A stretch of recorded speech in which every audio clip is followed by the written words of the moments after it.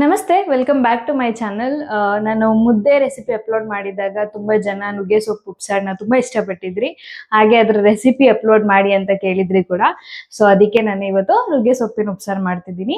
ಬನ್ನಿ ನೋಡೋಣ ಹೇಗಿರುತ್ತೆ.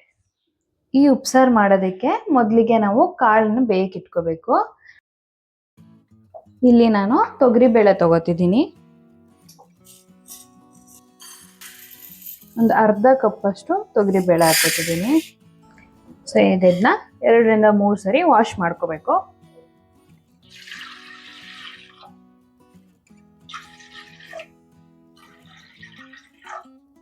ಯೂಶಲಿ ಉಪ್ಸಾರಿಗೆ ಕಾಳನ್ನ ಪಾತ್ರೆಲ್ಲೇ ಬೇಯಿಸ್ತಾರೆ. ನೀವೇನಾದ್ರೂ ಕುಕ್ಕರ್ ಯೂಸ್ ಮಾಡ್ತಾ ಇದ್ರೆ ಅದನ್ನ ಜಸ್ಟ್ 1 ವಿಜಿಲ್ ವರೆಗೆ ಬೇಯಿಸಿದ್ರೆ ಸಾಕು.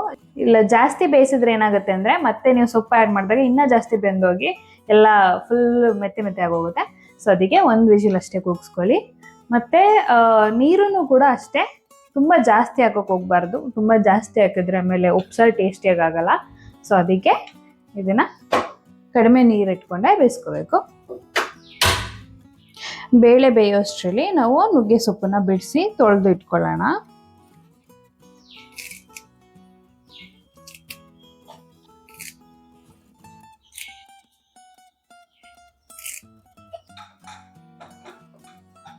ಸೊ ಇವಾಗ ಬೇಳೆಗೆ ನುಗ್ಗೆ ಸೊಪ್ಪನ್ನ ಹಾಕೋತಿದ್ದೀನಿ.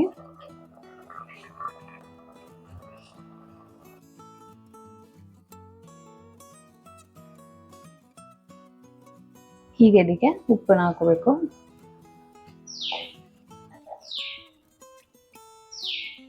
ಈಗ ಇದಕ್ಕೆ ಸ್ವಲ್ಪ ಖಾರದ ನೀರನ್ನ ಹಾಕೋಬೇಕು. ಖಾರನ ನೀರಲ್ಲಿ ಮಿಕ್ಸ್ ಮಾಡಿ ಆ್ಯಡ್ ಮಾಡ್ಕೋಬೇಕು. ನಾನು ಆಲ್ರೆಡಿ ಖಾರದ ರೆಸಿಪಿನ ಅಪ್ಲೋಡ್ ಮಾಡಿದ್ದೀನಿ. ಅದರ ಲಿಂಕ್ನ ಡಿಸ್ಕ್ರಿಪ್ಷನಲ್ಲಿ ಹಾಕ್ತೀನಿ, ಚೆಕ್ ಮಾಡಿ. ಈಗ ಇದು ಬೆಂದಿದೆ, ಇದನ್ನ ನಾವು ಬಸ್ಕೋಬೇಕು. ಅಂದರೆ ಒಂದು ಜರಡಿ ಇಟ್ಕೊಂಡು ಕೆಳಗಡೆ ಒಂದು ಬೌಲ್ ಇಟ್ಕೊಂಡು ಇದನ್ನ ನೀಟಾಗಿ ಬಸ್ಕೋಬೇಕು.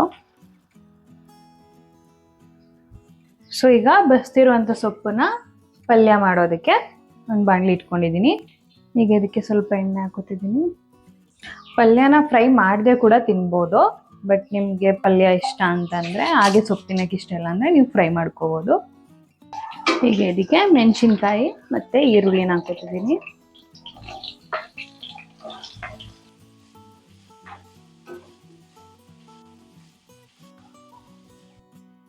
ಈಗ ಇದಕ್ಕೆ ಸಾಲ್ಟ್ ಆ್ಯಡ್ ಮಾಡ್ತಿದ್ದೀನಿ. ಸಾಲ್ಟಿನ ಸ್ವಲ್ಪ ಕಮ್ಮಿನೇ ಆ್ಯಡ್ ಮಾಡ್ಕೋಬೇಕು, ಯಾಕೆಂದರೆ ನಾವು ಆಲ್ರೆಡಿ ಸಾಲ್ಟ್ ಹಾಕಿದ್ದೀವಿ ಸೊಪ್ಪಿಗೆ. ಈಗ ಇದಕ್ಕೆ ಕಾಯಿ ತುರಿನ ಹಾಕೋತಿದ್ದೀನಿ. ಈಗ ಇದಕ್ಕೆ ಮೊಟ್ಟೆನ ಹಾಕೋತಿದ್ದೀನಿ. ಮೊಟ್ಟೆ ಆಪ್ಷನಲ್ಲು, ನಿಮ್ಗೆ ಇಷ್ಟ ಇದ್ರೆ ಹಾಕೋಬೋದು, ಇಲ್ಲ ಅಂದರೆ ಸ್ಕಿಪ್ ಮಾಡ್ಬೋದು.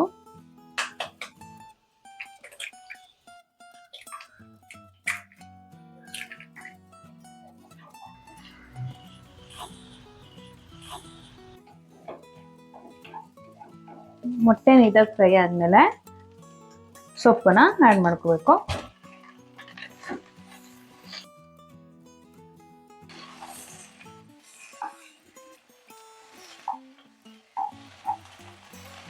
ಸೊ ಇದನ್ನ ನೀಟಾಗಿ ಫುಲ್ ಡ್ರೈ ಆಗೋವರೆಗೂ ಫ್ರೈ ಮಾಡ್ಕೋಬೇಕು.